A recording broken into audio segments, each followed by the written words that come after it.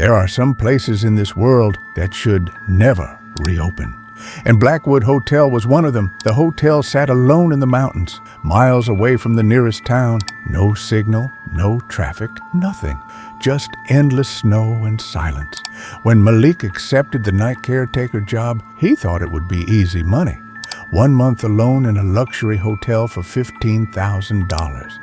All he had to do was watch the building at night. No guests, no staff, just him. Before leaving, the owner handed Malik a small silver key, room 306. Then he quietly said, "If you hear knocking after 2 a.m., pretend you didn't." Malik laughed nervously. He thought the old man was joking. The first few nights were normal, too normal. The hallways were empty, the heaters barely worked, and every single clock in the hotel stopped at exactly 2:17 a.m. every night. But on the 6th night, something changed. At exactly 2:17 a.m., the power went out. The entire hotel fell into darkness. Then Malik heard it. Knock, knock, knock. Slow, heavy, coming from upstairs. Room 306. Malik grabbed his flashlight and stared at the security cameras. Every hallway was empty, except the 3rd floor. One figure stood motionless outside room 306. Tall, dark, smiling. The camera suddenly glitched. Then the figure disappeared. Malik's breathing became shaky. That's when the hotel phone rang. He answered slowly. Static. Then a woman whispered, "He finally came back." Malik immediately hung up. But then he heard footsteps behind him. He turned around fast. Nobody there, only the elevator. Its doors slowly opened by themselves.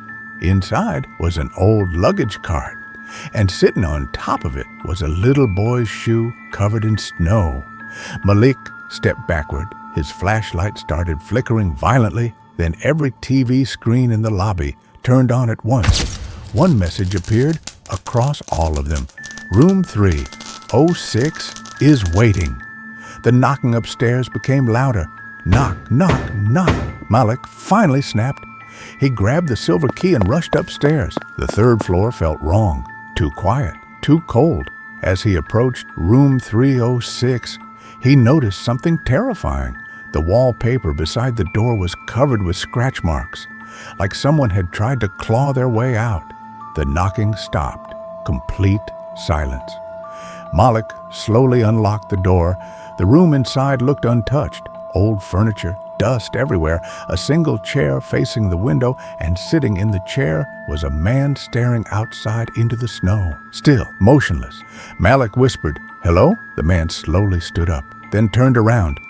Malik's blood froze instantly because the man had his face, same eyes, same scar, same everything.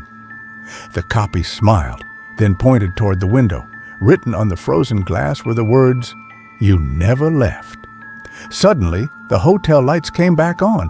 Malik stumbled backward in panic, but the room was empty now. No chair, no man, nothing.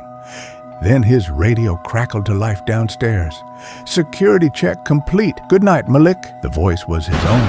The next morning, the hotel owner arrived. The security room was empty. No Malik, no footprints, nothing, except for one thing, a new photo hanging in the lobby, taken sometime during the night. It showed Malik standing beside room 306, smiling. But behind him, inside the dark doorway, were 8 shadowy figures watching the camera. And if you look closely, one of them is holding the silver key. Would you open room 306? Comment what you would do. And subscribe before the knocking starts again tonight.